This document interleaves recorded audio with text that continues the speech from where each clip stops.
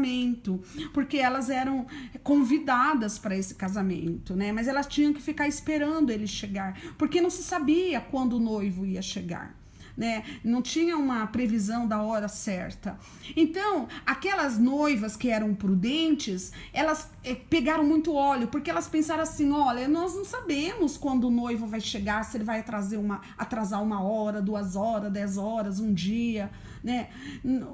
Nós não sabemos. Então, elas trouxeram muito óleo. E as virgens, quer dizer, as moças, né? As virgens imprudentes, tolas, né? Elas não... Imprudente é aquele que não pensa no que pode acontecer. É esse que é o imprudente. Elas falaram: eu vou levar óleo. Mas elas não pensaram que o noivo podia se atrasar. E quem é o noivo? O noivo é Yeshua. Ele falou que vai vir. Mas muitas vezes nós temos que acumular óleo dentro de nós. E o que é o óleo? É a presença do Espírito Santo. O óleo simboliza o Espírito Santo.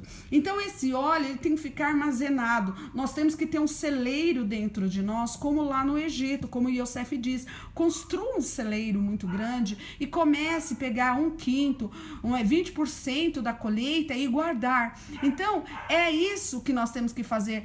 Tanto no ponto de vista dessa vida, nós temos que financeiramente fazer finanças do lado. Nós temos que ter uma poupança, uma previdência, uma aposentadoria, mas nós também temos que ter uma poupança de saúde, né?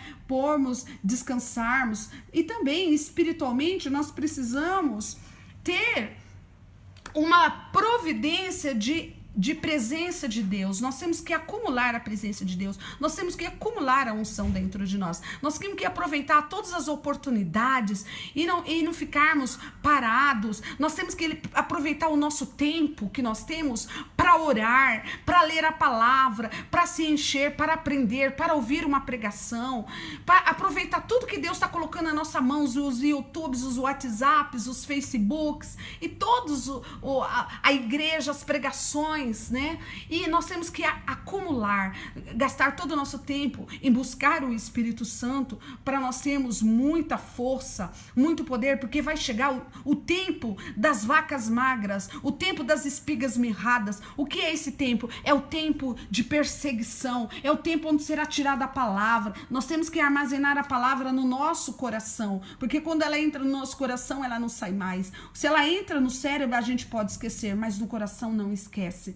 Então nós temos que nos alimentarmos dessa palavra, desse alimento espiritual. Por isso que o Senhor diz que nem só de pão viverá o homem. O homem não pode viver só de alimentar, de comer, de beber, de se divertir, de descansar, de passear, de fazer filhos, de amar, de estar com amigos, de fazer esporte. Ele tem que fazer tudo isso, mas não somente isto. Nem só de pão viverá o homem, nem só de pão. É tudo aquilo que alimenta o seu ego, que alimenta a sua alma, que alimenta o seu corpo, né?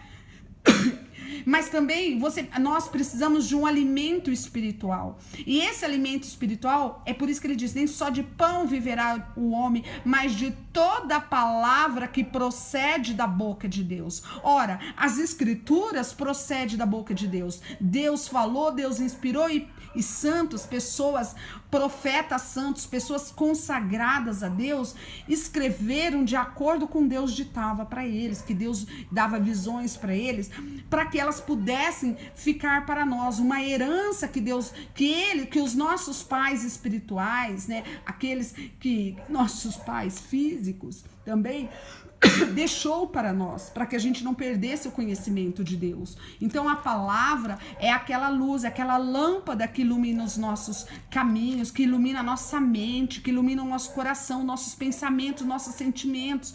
As pessoas que leem a Bíblia são pessoas iluminadas, são pessoas que amam, são pessoas que não matam, que não roubam, que não enganam.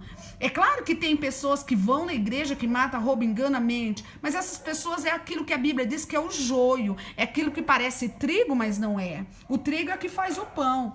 Ela parece trigo, mas ela não é. Ela é uma semente vazia, ela é uma casca vazia. Lá dentro não está o trigo, né?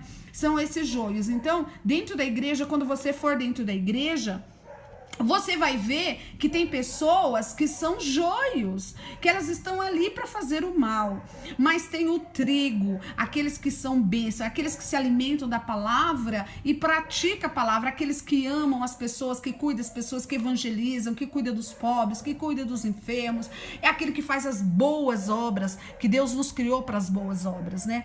Então a palavra diz que nós temos que nos alimentar da palavra, né? Nós também temos o Espírito Santo, que é a palavra viva dentro de nós, porque o Senhor disse que Ele enviaria o Espírito Santo e que esse Espírito Santo nos enviaria, nos revelaria, nos ensinaria todas as coisas. Quer dizer, nós somos ensinados pela palavra, mas a palavra, ela pode ter uma limitação em termos de tempo.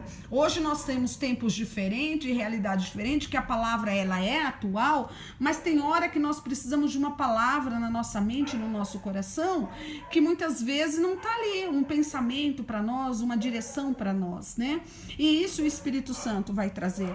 Por isso que se alimentar da palavra é se alimentar da leitura, mas também é se alimentar do Espírito Santo, é buscar o Espírito Santo, é jejuar, é aproveitar o tempo para jejuar, para buscar, para adorar, para se encher. Né? É fazer um celeiro para os tempos das vacas magras que vão vir, que são tempos de perseguição, aqueles que não terão a marca da besta, não poderá comprar nem vender. Então nós precisamos de uma fé muito grande, mas a fé vem pelo ouvir a palavra de Deus. Nós temos que nos encher da palavra de Deus para termos fé. Quando nós não temos fé, é porque nós não estamos ouvindo a palavra de Deus, nós não estamos nos alimentando da palavra de Deus.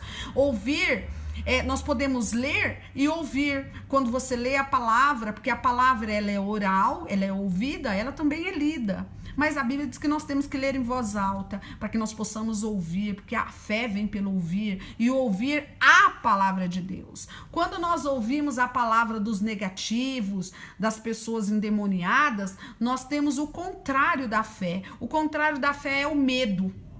Às vezes, quando você vive com pessoas negativas, elas são cheias de medo.